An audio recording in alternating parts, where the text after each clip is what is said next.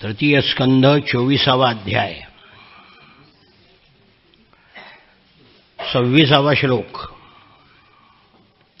सचावतीर्णं त्रिपुरं त्रियुगम् आज्ञाय विबुधर्षभम् विविक्त उपसंगम्य प्रणम्य समभाषत।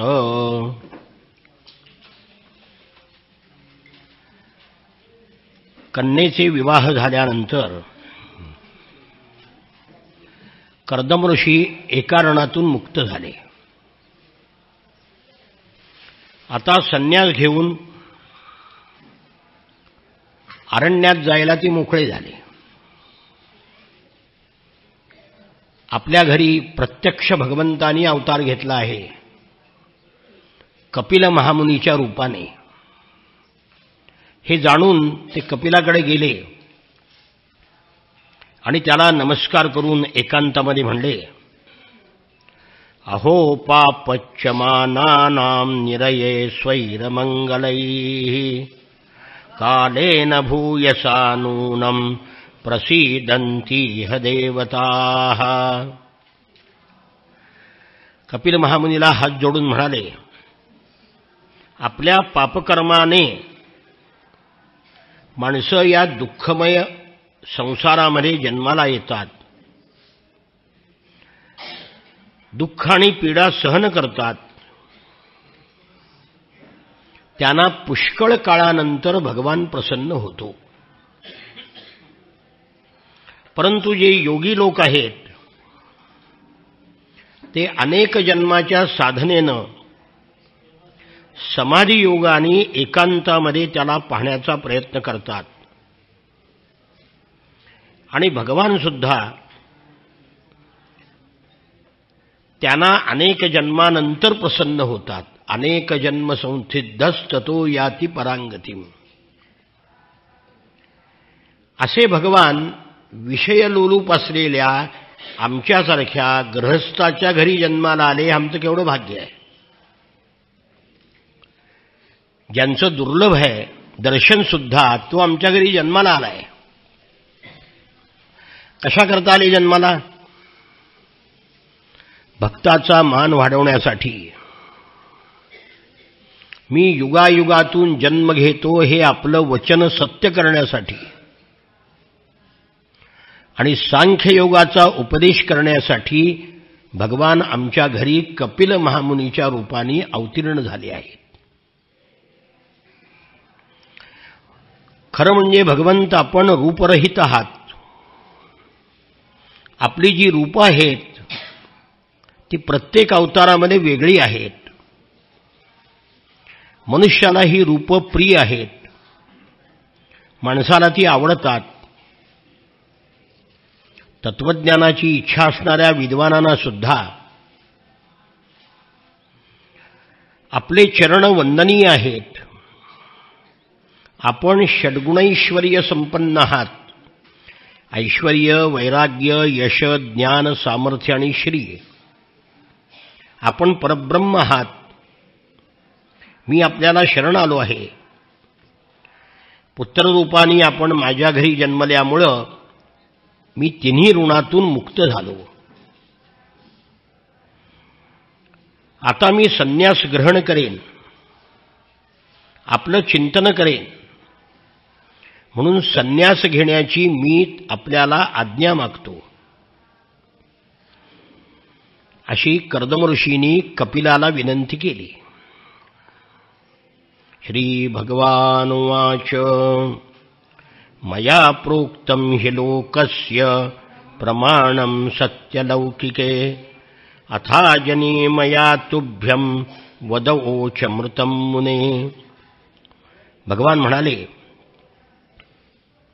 वैदिक आणि लौकिक अशा कर्माकरता माझं म्हणणं जगामध्ये प्रमाण आहे। मी तुला वचन दिलं होतं की तुझ्या घरी मी जन्म घेईन आणि हे वचन सत्य करण्याकरता हा अवतार मी घेतलेला आहे। माझा हा जन्म ऋषीमुनींना आत्मदर्शनासाठी उपयुक्त आहे। प्रकृती आदी तत्वाचं विवेचन करण्याकरता माझा अवतार आहे हा. आत्मज्ञानाचा सूक्ष्म मार्ग बऱ्याच काळापासून लुप्त झाला आहे. तो पुन्हा प्रवर्तित करण्याकरता मी हे शरीर धारण केलं आहे. अर्जुनाला सुद्धा 4थ्या अध्यायामध्ये भगवान म्हणतात की हा योग पूर्वी मी मनुला सांगितला होता. आधी सूर्याला सांगितला आणि सूर्यानंतर परंपरेनं मनुला सांगितला. असा एवं परंपरा प्राप्तम, असा परंपरेनं चालत आलेला योग आहे. पण महता कालेन नष्ट, हा पुष्कळ काळ गेल्यामुळे तो नष्ट झालाय म्हणून तुला पुन्हा सांगतोय. तसंच हा जो सांख्य मार्ग आहे हा बऱ्याच काळाने लोकांच्या विस्मृतीमध्ये गेलेला आहे म्हणून तुला मी सांगण्याकरता हे शरीर धारण केलं आहे. मी तुला आज्ञा करतो की तू इच्छेनुसार जा, आपली संपूर्ण कर्म मला अर्पण करीत करीत मृत्यूला जिंकून मोक्षपद प्राप्त करण्याकरता माझं भजन कर. मी स्वयंप्रकाश आहे, अंतःकरणात राहणारा आत्मा आहे. तू विशुद्ध बुद्धीनं अंतःकरणामध्ये माझा साक्षात्कार करून घेशील, शोकमुक्त होशील आणि मोक्ष प्राप्त करशील. तू गेल्यानंतर देवहूतीला सुद्धा मी आत्मज्ञान देईन आणि मग ती या संसाररूप भयापासून पार जाईल, मुक्त होईल. मैत्रेय म्हणाले, भगवान कपिलांनी कर्दम ऋषीला असं सांगितल्यावर कर्दमानी त्यांना प्रदक्षिणा घातली. वडील असून, कारण पोटी भगवान जन्माला आलेत ना, आणि अरण्यामध्ये निघून गेले. अहिंसाधिक मुनिव्रताचं पालन करीत भगवंताला शरण गेले. निस्संग भावाने पृथ्वीवर भ्रमण करू लागले. अनन्य भक्तीनं परब्रह्मामध्ये त्यांनी आपलं मन एकाग्र केलं. अहंकार, ममता, सुखदुःख हे सगळं सोडून दिलं आणि सर्वत्व परमात्मा आहे याचा साक्षात्कार त्यांना झाला. बुद्धी अंतर्मुख केली आणि शांत झाले. लाटा नसलेल्या समुद्राप्रमाणे शांत झाले. त्यांचं भक्तिभावाने भगवंताच्या ठिकाणी चित्त स्थिर झालं. चित्त स्थिर होणं फार अवघड आहे. मन चंचल आहे, ते स्थिर कधीही होत नाही. योग सामर्थ्याने ते स्थिर होतं. सर्व भूतामध्ये आपला आत्मा आहे आणि सर्व भूतमात्रामध्ये भगवान आहेत असं ते पाहू लागले. इच्छा द्वेषरहित झाले. सर्वत्र समबुद्धीनं पाहू लागले. भगवंताच्या भक्तीपासून संपन्न झाले आणि कर्दम ऋषींनी परमपद प्राप्त करून घेतलं. मग शौनकाने विचारलं. शौनक उवाच कपिलस्तत्त्वसंख्याता भगवान आत्ममायया जातस्वयमजः साक्षात् आत्मप्रज्ञप्तये नृणाम. शौनकानी सुताला विचारलं. तत्वाची संख्या करणारे भगवान कपिल मुनी स्वतः अजन्मा भगवान नारायण असून सुद्धा आत्मज्ञानाचा उपदेश करण्याकरता मायेनं शरीर धारण केलं होतं. हे सुता, मी भगवंताची पुष्कळ चरित्र ऐकली आहेत, पण योग्यामध्ये श्रेष्ठ असलेले पुरुषश्रेष्ठ कपिलाची कीर्ती ऐकून माझं मन तृप्त होत नाही. म्हणून भगवंताची कथन करण्याला योग्य अशा ज्या कथा आहेत त्या मला ऐकवाव्यात. सूत म्हणाले, मुनिवर्य, विदुराने सुद्धा हाच प्रश्न मैत्रेयाला विचारला. तेव्हा श्री व्यासांचे सुहृद, मैत्रेय कोण होते? व्यासांचे मित्र होते, सुहृद. ते प्रसन्न झाले आणि त्यांनी कपिलाचं चरित्र सांगायला सुरुवात केली. मैत्रेय म्हणाले, पितरी प्रस्थितेरण्यम मातुप्रिय चिकीर्षया तस्मिन् बिंदुसरे वासीत भगवान कपिलः किल. पिता वनामध्ये निघून गेल्यानंतर कपिल मातेबरोबर बिंदुसर तीर्थावर राहू लागले. एक दिवशी कपिल महामुनी स्वस्थपणे आसनावर बसले होते. ब्रह्मदेवाच्या वचनाचं स्मरण झालं देवहूतीला. ब्रह्मदेवाने सांगितलं की तुला ज्ञान तुझा मुलगा देईल. म्हणून मी काल सांगितलं, देवाने जर विचारलं चांगला नवरा पाहिजे का चांगला मुलगा पाहिजे, तर देवाला सांगा चांगला मुलगा पाहिजे म्हणून. कारण आईच्या ऋणातून मुक्त होण्याचा प्रयत्न सुपुत्रच करतो. देवहूती म्हणाली, कपिल महामुनीला प्रश्न विचारला, तीही जिज्ञासू आहे. त्या बायकांना सुद्धा ब्रह्मज्ञानाचा अधिकार आहे, कोण नाही म्हणते.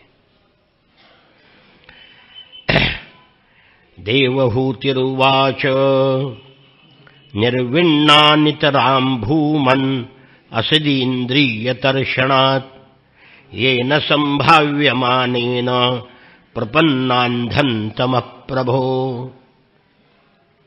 हे सर्वव्यापी प्रभो, इंद्रियाच्या विषय लालसेनं मी उद्विग्न झाले आहे. इंद्रियाची इच्छा पूर्ण करता करता मी अज्ञानरूपी अंधकारात पडले आहे. माणसाचा सगळा जन्म इंद्रियाची तृप्ती करण्यातच जातो.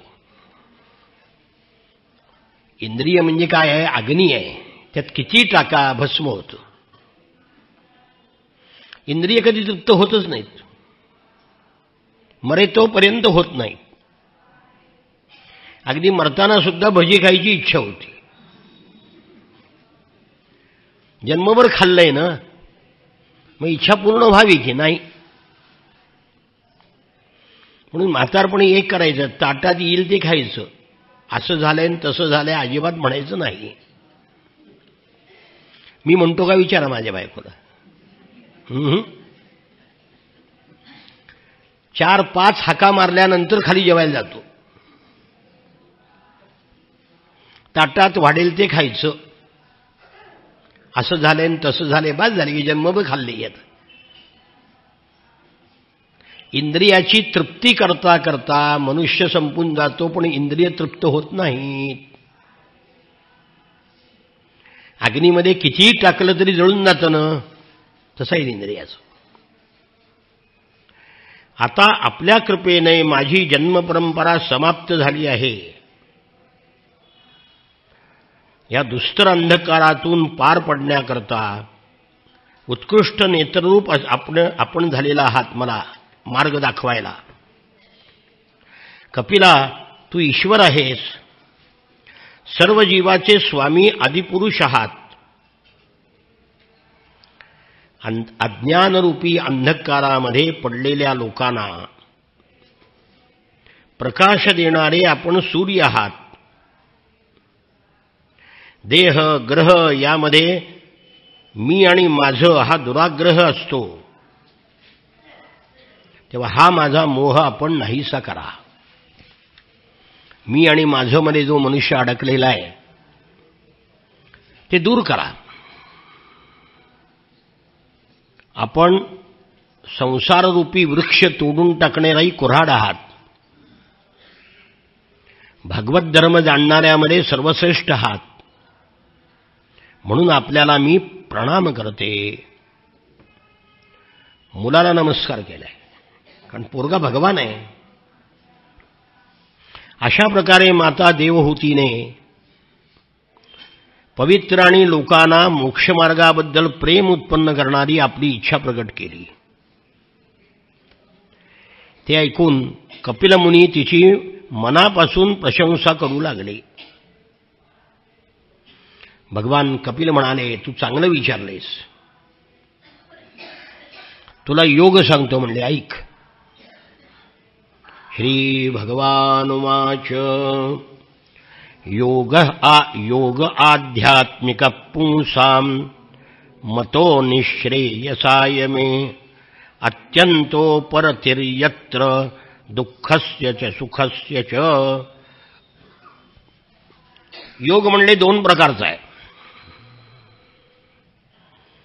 सुखदुःखाची निवृत्ती करणारा अध्यात्म योग हेच कल्याणाचं साधन आहे. निःश्रेयसाय, निःश्रेयस म्हणजे पारलौकिक कल्याण. पारलौकिक कल्याण करणारा आणि सुखदुःखाची निवृत्ती करणारा हा फक्त योगच आहे. माते, पूर्वी नारद ऋषींनी ऐकण्याची इच्छा केल्यावर मी नारद ऋषीला या योगाचं वर्णन करून सांगितलं होतं, तेच तुला सांगतो. चेतः खल्वस्य बंधाय मुक्तये चात्मनो मतम गुणेषु सक्तं बंधाय रतं वा पुंसी मुक्तये. एका वाक्यात सांगितले, जीवाला बद्ध करण्याला आणि मोक्ष मिळवण्याला योग हेच कारण, मन हेच कारण आहे. म्हणून मनाचा निरोध म्हणजे योग.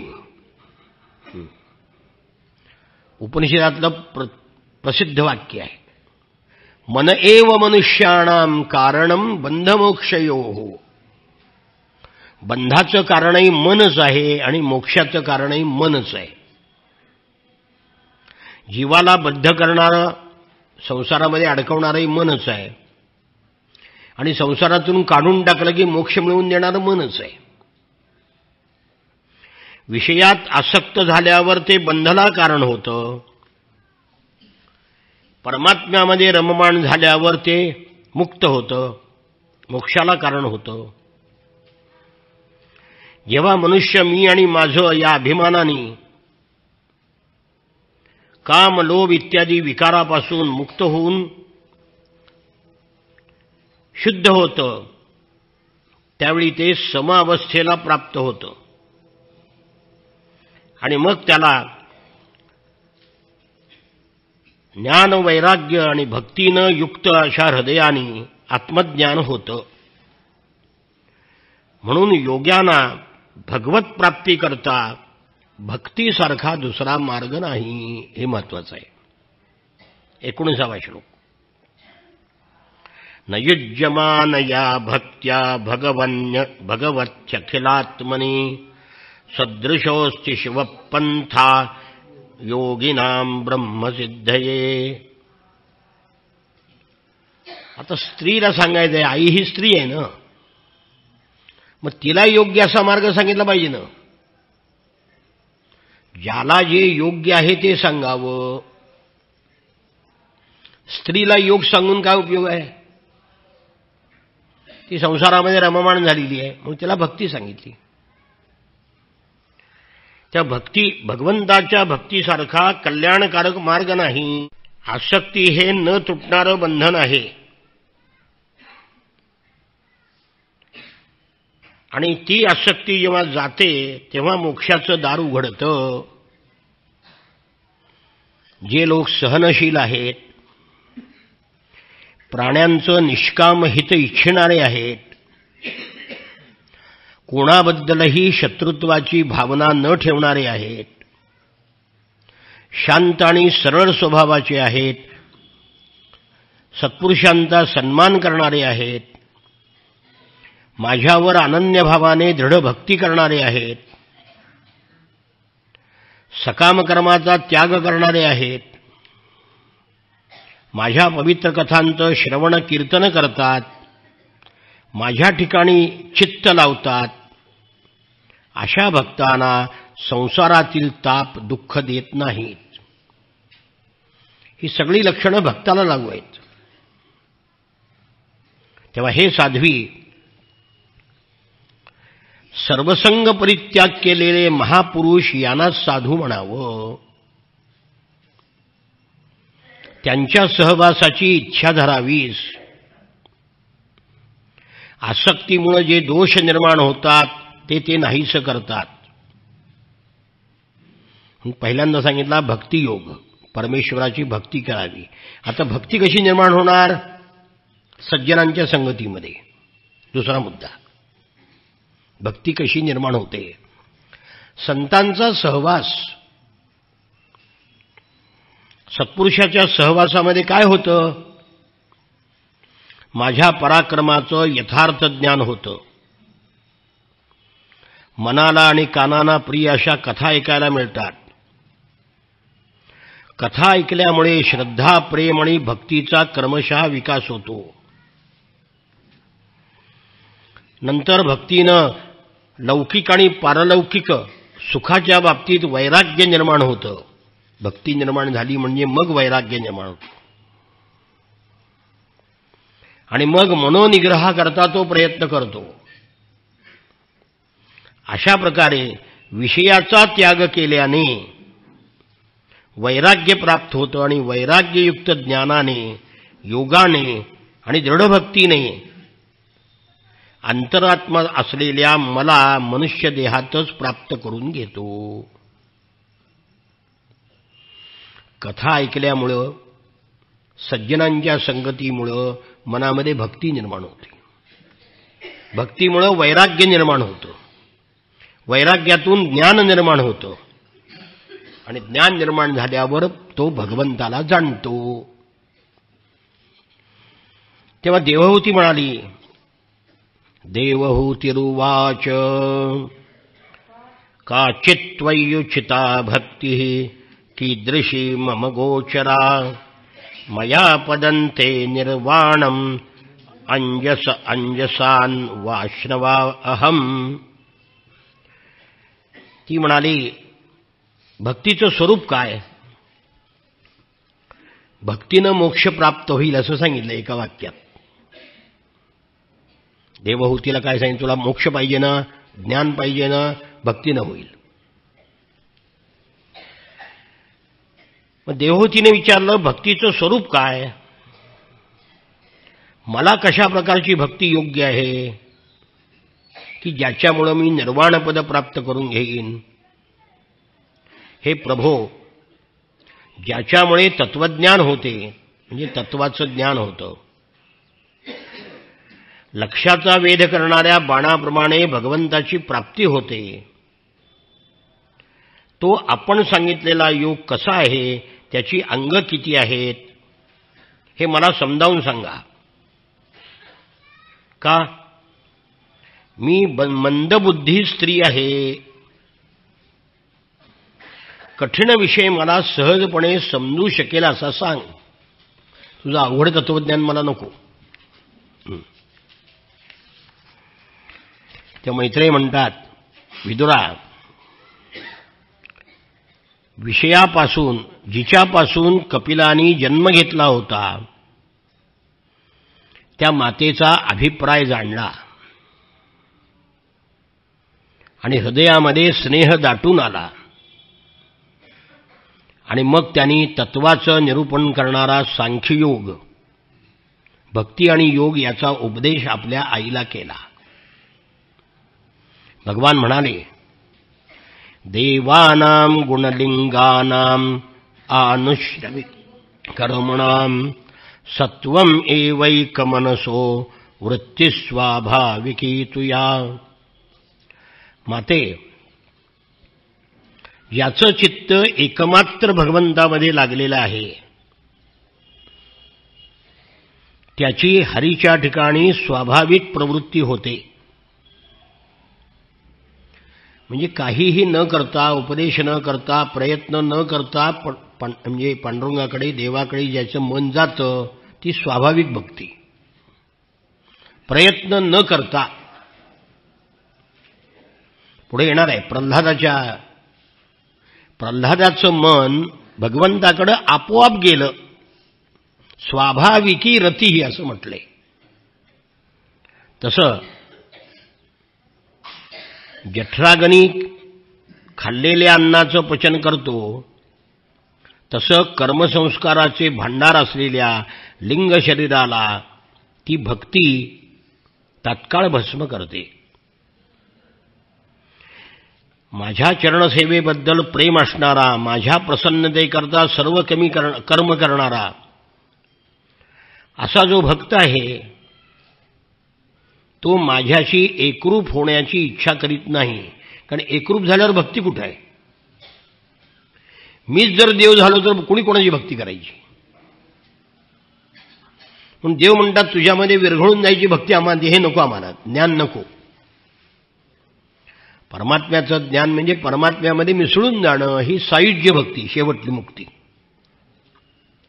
4 मुक्तीमधली सायुज्य म्हणजे भगवंताशी एकरूप होणं.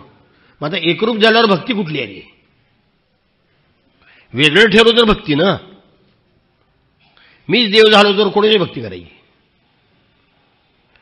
म्हणून भक्त्यर्थम कल्पितम द्वैतम अद्वैतातपि सुंदरम असं म्हटलंय. भक्तीसाठी जे द्वैत कल्पिलेलं आहे ते अद्वैतापेक्षा सुंदर आहे म्हणतात. म्हणून मी एकरूप होण्याची इच्छा करीत नाही. मी परमसुंदर वरदादायक दिव्य रूपाचं अवलोकन करायला माझी इच्छा आहे. देवा, तुझ्या रूपाच्या सौंदर्यामध्ये मन आणि इंद्रिय तल्लीन होऊन जातात. अशी भक्ती परमपदाची प्राप्ती करून देते. म्हणून भगवंताच्या रूपाचं वर्णन करण्यामध्ये संत सगळे रममाण झाले. सुंदरते ध्यान उभे विटेवरी, काय सुंदर वर्णन केले रूपाचं. राजस सुकुमार मदनाचा पुतळा, रवी शशिकळा लोपलिया, ही रूपासक्ती आहे. अविद्येची निवृत्ती झाल्यावर ते भक्त कुठल्याही भोगसंपत्ती अष्टसिद्धी कशाचीही इच्छा करीत नाही. त्यांना काही लागत नाही. स्वर्ग लागत नाही, संपत्ती लागत नाही, राज्य लागत नाही. न लगे मुक्ती धनसंपदा म्हटलंय की नाही? तुझा मोक्षही नको आम्हाला, धनसंपदाही नको. काय? संत संग देई सदा. का? संतांच्या संगतीमध्ये भक्ती निर्माण होते म्हणून संत संग मागितला आहे. त्यांना एकमात्र मीच प्रिय आहे. ते माझ्याच आश्रयाला राहतात. वैकुंठामध्ये गेल्यावर त्यांना सगळे भोग प्राप्त होतात, तरी ते इच्छा करीत नाहीत. असे लोक लिंगदेहाला सोडून भक्तीनं सर्व प्रकारे माझं भजन करतात. कशाचीही इच्छा करत नाहीत. न स्वर्गम ना पुनर्भवम, स्वर्गाची इच्छा करत नाहीत, पुनर्जन्माची इच्छा करत नाहीत, कशाचीच इच्छा करत नाहीत. फक्त भक्ती, भक्तीने सर्व प्रकारे माझं भजन करतात. आई, त्यांना मी मृत्यूरूप संसारातून पार नेतो. कपिल महामुनी म्हणतात, मी साक्षात भगवान आहे, प्रकृती पुरुषाचा स्वामी आहे, सगळ्या प्राण्यांचा आत्मा आहे. माझ्याशिवाय कोणाचाही आश्रय घेतला तर मृत्यूरूप संसारातून पलीकडे जात नाही. मी कसा आहे? माझ्या भयाने वारा वाहतो, माझ्या भयाने सूर्य तापतो, माझ्या भयाने इंद्र पाऊस पाडतो, माझ्या भयाने अग्नी जाळतो, माझ्या भयाने मृत्यू आपल्या कर्मामध्ये प्रवृत्त होतो. हे सर्व जग ईश्वराच्या भयाने नीट चाललेलं आहे. तेव्हा योगी ज्ञानवैराग्ययुक्त भक्तियोगाच्या द्वारे शांती प्राप्त करून माझ्या चरणाचा आश्रय घेतात. म्हणून संसारामध्ये मनुष्याचं सर्वात श्रेष्ठ कल्याण कोणतं आहे? भगवंताची भक्ती करणं. त्या भक्ती हा 5वा पुरुषार्थ आहे. जीवनामध्ये काय मिळवायचं? धर्म, अर्थ, काम, मोक्ष ही 4 पुरुषार्थ आहेत. अर्थ म्हणजे मिळवणं, पुरुषार्थ म्हणजे पुरुषांनी मिळवावयाचं ते. काय मिळवायचं आहे? एक धर्म, अर्थ, काम, मोक्ष. पण कपिल महामुनी म्हणतायत की जन्माला आल्यावर भक्ती मिळवायची आम्हाला तुझे 4 पुरुषार्थ मुळीच नकोत, आम्हाला भक्ती पाहिजे. श्री भगवान उवाच अथ ते संप्रवक्ष्यामि तत्त्वानां लक्षणं पृथक् यद्विदित्वा विमुच्येत पुरुष प्राकृतैर्गुणैः. आता तुला मी विश्वाची सगळी जगाची प्रकृती वगैरे तत्व सांगतो, ऐक म्हणते. आत्मदर्शनरूप ज्ञान मोक्षाला कारण आहे. अहंकार गेल्याशिवाय ते प्राप्त होत नाही असं पंडित म्हणतात. अशाचं ज्ञान तुला मी वर्णन करून सांगतो तत्वाचं. कपिलाचार्यांनी विश्वाची तत्व मोजून सांगितली संख्येमध्ये, म्हणून त्याला सांख्य तत्वज्ञान म्हणतात. गीतेमध्ये 2रा अध्याय सांख्य योग आहे.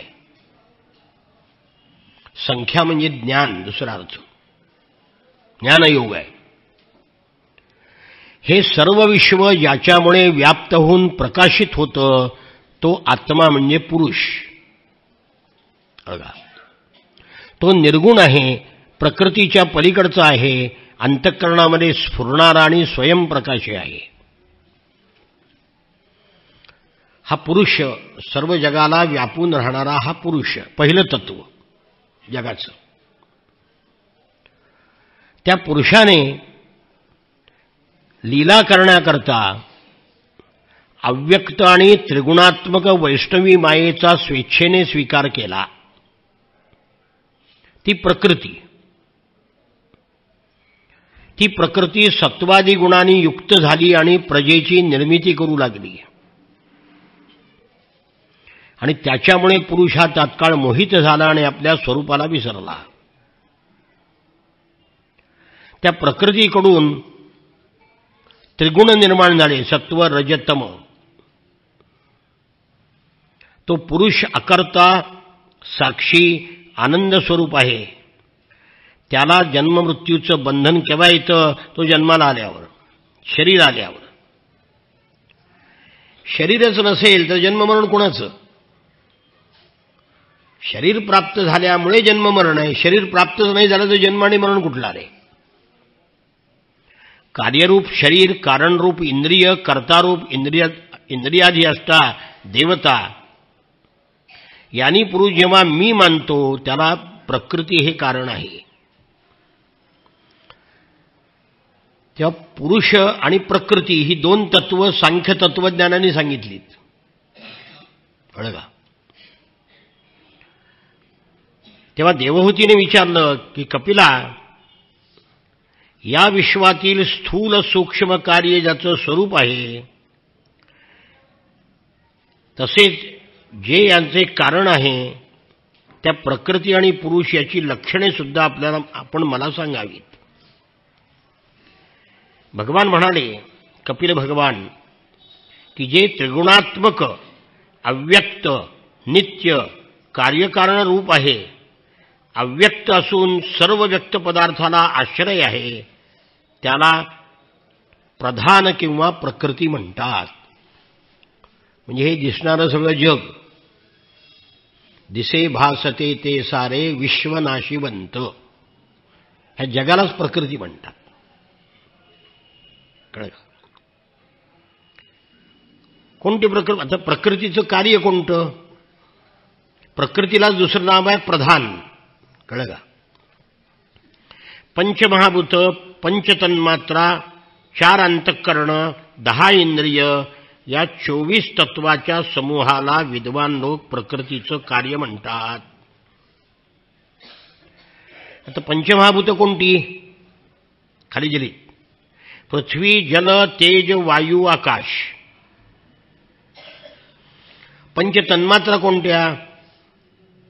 गंध, रस, रूप, स्पर्श आणि शब्द.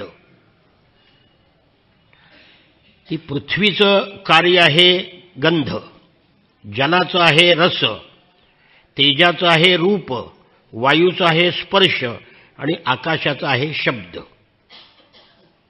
याला तन्मात्रा म्हणतात. हे पंचमहाभूताचं कार्य आहे. आता पंच ज्ञानेंद्रिय कोणती? कान, त्वचा, डोळे, जीभ आणि नाक. ही ज्ञानेंद्रियाने ज्ञान होतं. कानाने शब्दाचं ज्ञान होतं, त्वचेनं स्पर्शाचं ज्ञान होतं, डोळ्यांनी रूपाचं ज्ञान होतं, जिभेनं रसाचं ज्ञान होतं आणि नाकानी गंध वासाचं ज्ञान होतं. ही झाली ज्ञानेंद्रिय म्हणजे ज्ञान होणारी इंद्रिय. आता कर्मेंद्रिय काम करणारी: कान, त्वचा, डोळे, जीभ आणि नाक हे झाली ज्ञानेंद्रिय. वाणी, हात, पाय, शिस्न आणि गुद ही कर्मेंद्रिय आहेत, कर्म करणारी. वाणी बोलते, हात काम करतात, पाय चालतात, शिस्न आणि गुद एक प्रजा निर्माण करते आणि एक मलोत्सर्ग करते. ही जी इंद्रिय आहेत ही कर्म करणारी आहेत, म्हणून त्याला कर्मेंद्रिय म्हटले.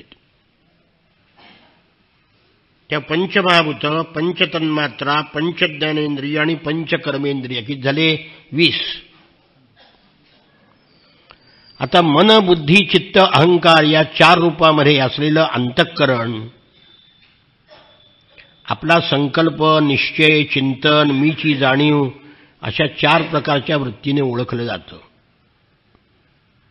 ही जी 24 तत्व आहेत, पंचज्ञानेंद्रिय, पंचकर्मेंद्रिय, पंचमहाभूत, पंचतन्मात्रा, 25, मन, बुद्धी, चित्त, अहंकार ही 24. या 24 तत्वांनी युक्त असं विश्व आहे. या 24 प्रकारच्या तत्वालाच प्रकृती म्हणतात. याला अशा प्रकारे मी सगुण ब्रह्माचा आकार विशेष म्हणून 24 तत्वाची संख्या सांगितली. आता काल हे 25वे तत्व आहे, कारण कालामुळे गती आहे. विश्वाला जी गती आहे, काल जर नसेल तर गती नाही ना. पृथ्वीच्या आकर्षणाच्या, गुरुत्वाकर्षणाच्या पलीकडे गेल्यावर काळच नाही. त्यामुळे अंतराळामध्ये गेलेला मनुष्य म्हातारा होतच नाही. हजारो वर्ष जगतो तो, त्याला काहीच होत नाही. पृथ्वीच्या आकर्षण शक्तीमध्ये आल्यानंतर मग ते दिवस रात्र होतात, वर्ष होतात, काळ सुरू होतो आणि मग मनुष्य वृद्ध होतो. मायेचे कार्य असलेला देह इत्यादींना मी मानून आपल्यालाच करता मानणाऱ्या जीवाला त्याचं भय वाटतं, असा तो काळ आहे. काळ ही ईश्वराची संहारक शक्ती आहे. म्हणून 11व्या अध्यायामध्ये म्हटलंय अर्जुनाला, ती जी विश्वरूप दाखवलं आणि ज्याच्यामध्ये सगळी सृष्टी आतमध्ये चालली, त्याच्या तर काय म्हणले? कालोस्मि लोकक्षयकृत प्रवृद्धो. जगाला ग्रास करणारा काळ मी आहे, असं 11व्या अध्यायात भगवान म्हणतात. संहारक शक्ती आहे.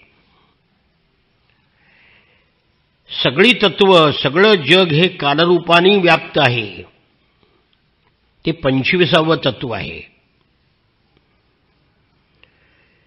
परमपुरुषांनी अदृष्टानुसार कार्यप्रवण झालेल्या समस्त जीवाचं उत्पत्तीस्थान अशा मायेमध्ये चैतन्यरूप वीर्य स्थापन केलं. म्हणजे त्या सर्व तत्वामध्ये चेतना कुठं आणली? भगवंतामुळे चेतना आली. ओ सगळे शरीराचे स्पेअर पार्ट जर जोडले तर माणसाचं शरीर तयार होईल, पण त्या जीव कुठला आणणार? त्यामध्ये सचेतनता जी आहे ती परमेश्वराची शक्ती आहे ना. या तत्वातून जे जग निर्माण केलं त्याला चेतनाशक्ती पाहिजे ना. म्हणून परमेश्वराने त्यामध्ये तेजोमय महत्तत्व उत्पन्न झाले. महत्तत्व हा विश्वाचा पहिला अंकुर, कळगा. तेच महत्तत्व आणि त्यालाच वासुदेव असं म्हणतात. पाणी आपल्या मूळ अवस्थेमध्ये स्वच्छ, विकारशून्य आणि शांत असते. तसं हे तत्व शांत होतं. त्यानंतर भगवंताच्या चित्शक्तीपासून उत्पन्न झालेल्या महत्तत्वापासून अहंकार निर्माण झाला. तो वैकारिक, तैजस आणि तामस अशा 3 प्रकारचा झाला. आणि त्याच्यापासून क्रमशः मन, इंद्रिय, पंचमहाभूत इत्यादी उत्पत्ती झाली.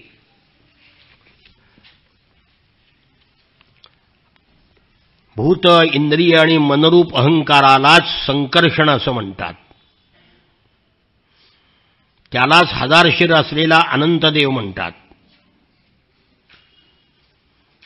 कर्तृत्व अहंकाराचे देवता रूपाने कर्तृत्व, इंद्रिय रूपाने कर्णत्व आणि पंचमहाभूत रूपाने कार्यत्व हे लक्षण आहे. आता जो अहंकार निर्माण झाला त्यातला वैकारिक अहंकार, वैकारिक म्हणजे विकार पावणारा वैकारिक, हा क्रियाशील झाल्यापासून त्यापासून मन हे तत्व निर्माण झालं. मनाची व्याख्या काय? मनाचा विचार करणारं मानसशास्त्र आहे, सायकॉलॉजी. पण जगातल्या कोणत्याही सायकॉलॉजिस्टला मनाची व्याख्या अजून करता आली नाही. आपल्या शास्त्रांनी केली. संकल्प विकल्प करणारं ते मन. संकल्प म्हणजे अमके करायचं आहे अशी इच्छा म्हणजे संकल्प. आणि विकल्प म्हणजे हे करावं का ते करावं हे मन करतं. संकल्प विकल्पामुळे कामना निर्माण होतात. मनतत्वाच्या इंद्रियाचा अधिष्ठाता आहे, त्याला अनिरुद्ध म्हणतात. योगी लोक मनाला वश करून आराधना करीत असतात. हे साध्वी, पुढे तेजस अहंकार क्रियाशील झाल्यावर त्याच्यापासून बुद्धितत्व निर्माण झालं. आता मन आणि बुद्धीमध्ये फरक काय? मन हे का ते याचा विचार करतं आणि बुद्धी निश्चय करते. या दोन्हीतलं काय करावं याचा निश्चय करणारी जी शक्ती त्याला बुद्धी म्हणतात. हा मन आणि बुद्धीतला फरक. ते बुद्धितत्व निर्माण झालं. इंद्रियाच्या कामामध्ये सहाय्य करणं, निर्णय घेणं हे बुद्धीचं कार्य आहे. बुद्धीची लक्षणं दिलीत. बुद्धीच्या भेदामुळे, वृत्तीच्या भेदामुळे संशय, विपरीत ज्ञान, निश्चय, स्मृती, निद्रा ही बुद्धीची लक्षणं आहेत. नंतर तैजस अहंकारामध्येच कार्य आहे. हे कार्य कर्म आणि ज्ञानाच्या विभागाने कर्मेंद्रिय आणि ज्ञानेंद्रिय असे भेद होतात. कर्म ही प्राणाची शक्ती आहे, ज्ञानबुद्धीची शक्ती आहे. पुढे तामस अहंकारापासून शब्द तन्मात्रा निर्माण झाली. शब्द तन्मात्रेतून आकाश उत्पन्न झालं. शब्दाचं ज्ञान होण्याकरता श्रोत्रेंद्रिय निर्माण झालं. शब्दाच्या अर्थाचं ज्ञान करून देण्याकरता आकाशतत्वाचं सूक्ष्म रूप ही शब्दाची लक्षणं सांगितलेली आहेत. त्यानंतर आकाशामध्ये कालगतीने विकार झाल्यामुळे स्पर्श तन्मात्रा निर्माण झाली. आकाशातून वायू निर्माण झाला. त्याचं ज्ञान स्पर्शाने होतं. स्पर्शाची लक्षणं कोमलता, कठोरता, शीतलता, उष्णता ही स्पर्शाची लक्षणं आहेत. त्यानंतर वायू विकृत झाला, त्यापासून रूप तन्मात्र निर्माण झालं. आणि रूपाला जाणण्याकरता नेत्रेंद्रिय जन्माला आली. हे साध्वी, वस्तूचा आकार प्रकार हे सगळं रूप तन्मात्राच्या वृत्ती आहेत. नंतर तेजापासून दैवाच्या प्रेरणेनं तेज विकृत झालं आणि त्यातून रसतन्मात्र रसतत्व निर्माण झालं. पाणी आणि रसाला ग्रहण करणारी जीभ त्याचं ज्ञान करते. त्यानंतर स्पर्शतन्मात्रा निर्माण झाली आणि त्यातून पुढे चव ज्यामुळे येतं ती जीभ निर्माण झाली. अशा प्रकारे ही सगळी तत्व एकातून दुसरं, दुसऱ्यातून तिसरं अशी तत्व निर्माण झाली.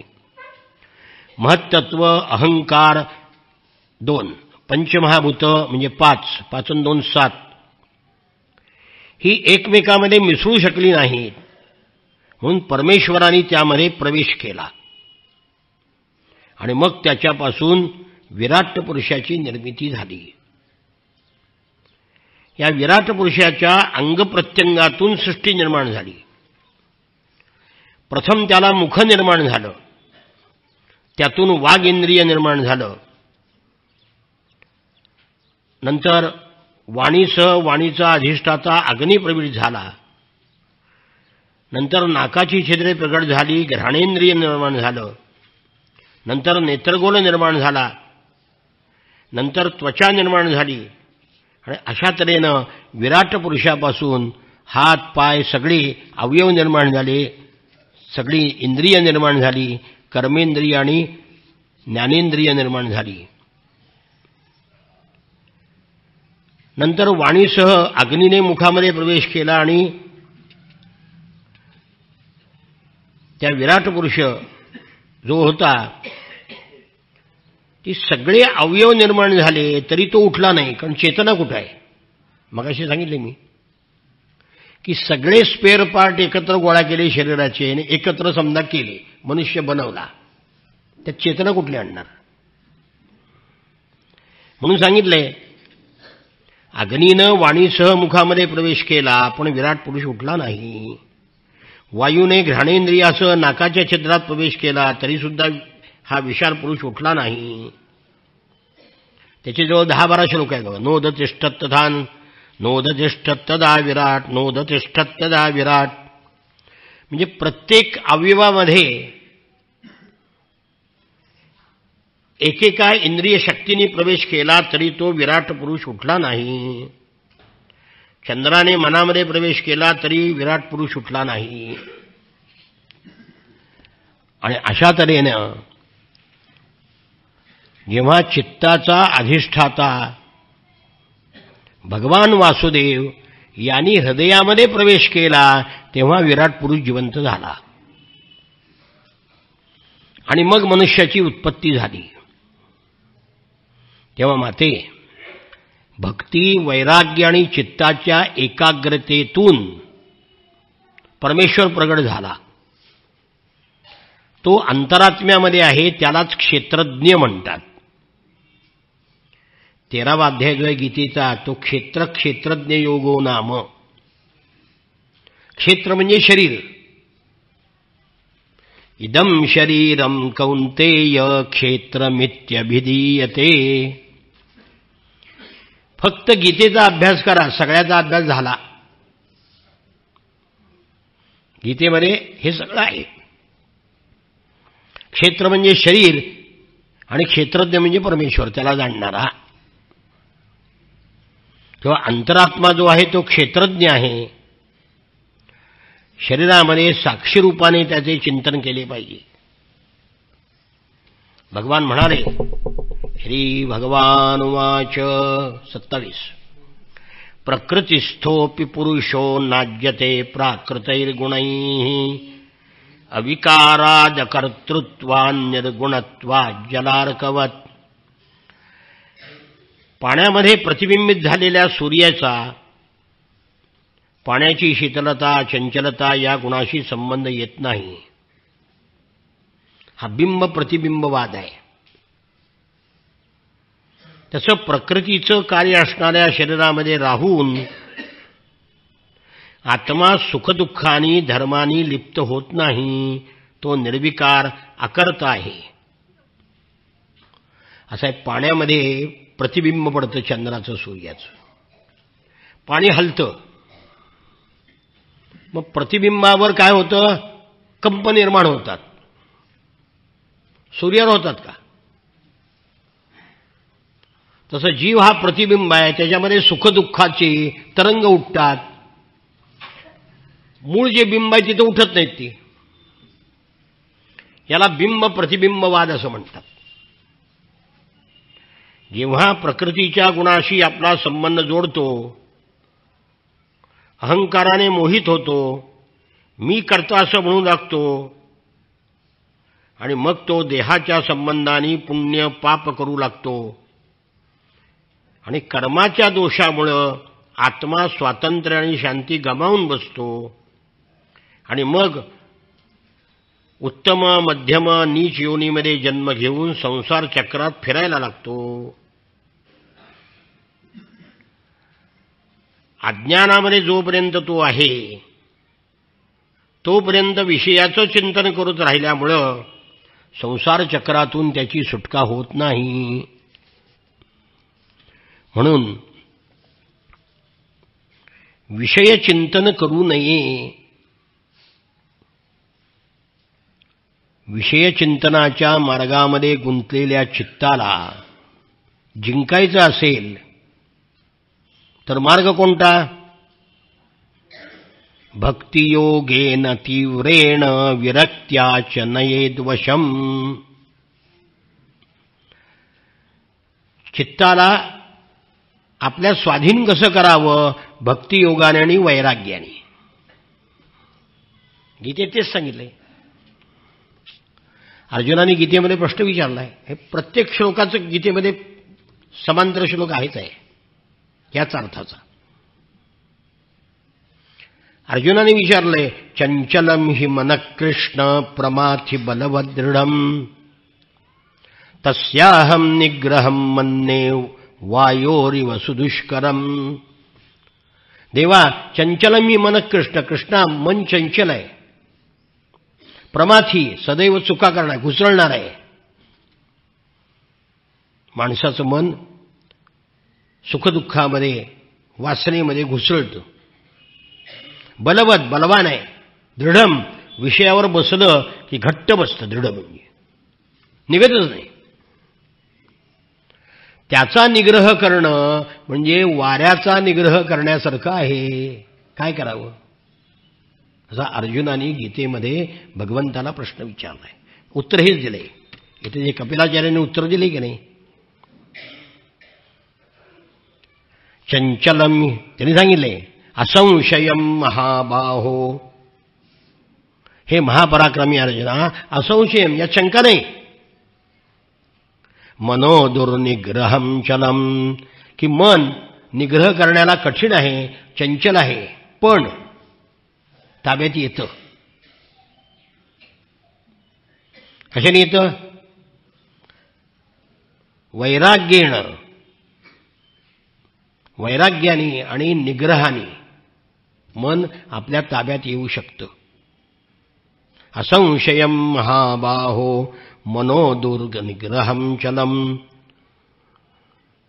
शंका नाही म्हणली, पण दोन गोष्टी कर. तसं इथं कपिलाचार्यांनी काय सांगितलंय? भक्तियोगेन तीव्रेण, तीव्र भक्तियोग, आणि विरक्त्याच नयेद्वशम, वैराग्य विरक्ती. योग साधनामुळे श्रद्धापूर्वक चित्ताला एकाग्र करीत करीत माझ्यामध्ये खरीखुरी भक्ती ठेवणं. आता मनाला ताब्यात आणण्याचे मार्ग सांगतायत कपिलाचार्य. माझ्या कथा श्रवण करणं, सर्व प्राण्याविषयी समभाव ठेवणं, कोणाशीही वैर न करणं, आसक्तीचा त्याग करणं, ब्रह्मचर्य मौनव्रत पाळणं, निष्ठेने केलेल्या स्वधर्माच्या आचरणाने प्रारब्धानुसार जे काही मिळतं त्यामध्ये संतुष्ट राहणं, शरीर रक्षणाला आवश्यक तेवढंच भोजन करणं, एकांतवासामध्ये राहणं, शांत स्वभावाने सर्वांचा मित्र बनून दयाळू आणि धैर्यवान राहणं, प्रकृती आणि पुरुषाच्या वास्तविक स्वरूपाचा अनुभवाने प्राप्त झालेल्या तत्वज्ञानामुळे स्त्री पुत्र संबंधित देह यांच्याबद्दल मी माझं हा खोटा अभिमान न धारण करणं, बुद्धीच्या जागृतीपासून अवस्थेपासून अलिप्त राहणं, परमात्म्याशिवाय दुसरी कोणतीही वस्तू न पाहणं, आत्मदर्शी मुनी डोळ्यांनी सूर्य पाहावा तसं शुद्ध अंतःकरणाने परमात्म्याचा साक्षात्कार करून जो घेतो, जे देहादी उपाधीपासून वेगळं आहे, अहंकारादी खोट्या गोष्टीमध्ये सत्यरूपाने भासणारे जगाचे कारण असलेल्या प्रकृतीचे अधिष्ठान, महदादी कार्ययोगाचे प्रकाशक आणि कार्यकारणरूप संपूर्ण पदार्थामध्ये हे जग व्यापलेलं आहे हे जाणणं, इतक्या गोष्टी कराव्या लागतात तर ज्ञान प्राप्त होतं. पाण्यामध्ये पडलेलं सूर्याचं प्रतिबिंब भिंतीवर पडलेल्या कवडशामुळे पाहिलं जातं. भिंतीवर हलतं ना असं ते, पण पडलेल्या प्रतिबिंबामुळे आकाशातल्या सूर्याचं ज्ञान होतं. पाण्यामध्ये प्रतिबिंब बघितल्यावर आकाशामध्ये सूर्य आहे हे कळतं. आणि अशा तऱ्हेनं सृष्टीमध्ये पडलेल्या प्रतिबिंबामुळे परमात्म्याचं ज्ञान होतं. आणि मग मनुष्य अहंकार शून्य होतो.